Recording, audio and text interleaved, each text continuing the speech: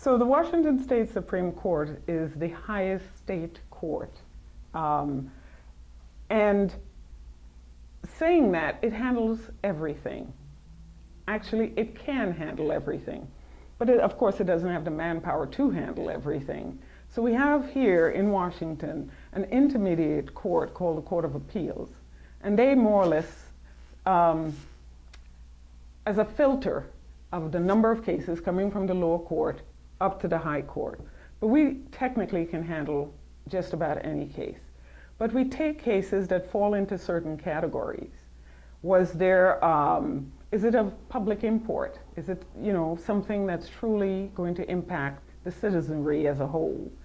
Is there a conflict in the lower courts in different cases that the Court of Appeals, for example, their decisions, because we have 3 Court of Appeals, is there something where one division is making a decision that's different than the other?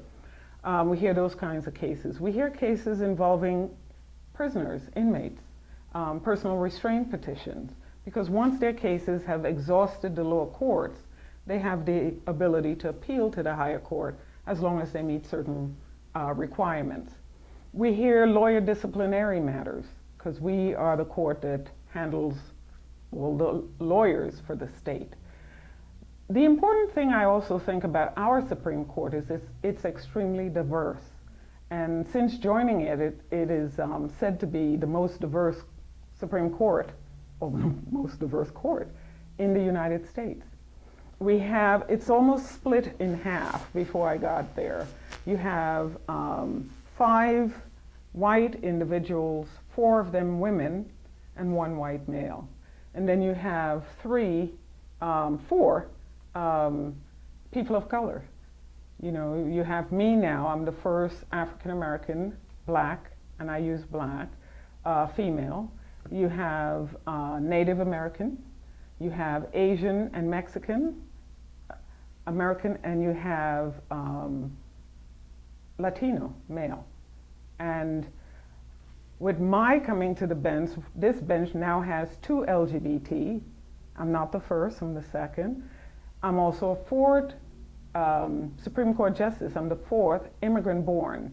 So right now I'm the only sitting one that is an immigrant-born Supreme Court Justice. So it is very diverse, and I think that is going to be very helpful in the court coming up with decisions and opinions that are going to be impacting a larger population of our community and more encompassing of all. And I think that's really important for access to justice. So it should raise the trust and confidence in our courts, because our court is so diverse, The Washington State Supreme Court and the U.S. Supreme Court, they're both the highest level courts, but the U.S. Supreme Court is the highest level court for the entire country. So the Washington State Supreme Court is the highest state court, and our decisions can be appealed to the U.S. Supreme Court. And it would be up to them using similar criteria. Is it going to have enough public import? Like the gay marriage case that came out of Washington State, that sort of thing. And that would be the Flowers case from Eastern Washington.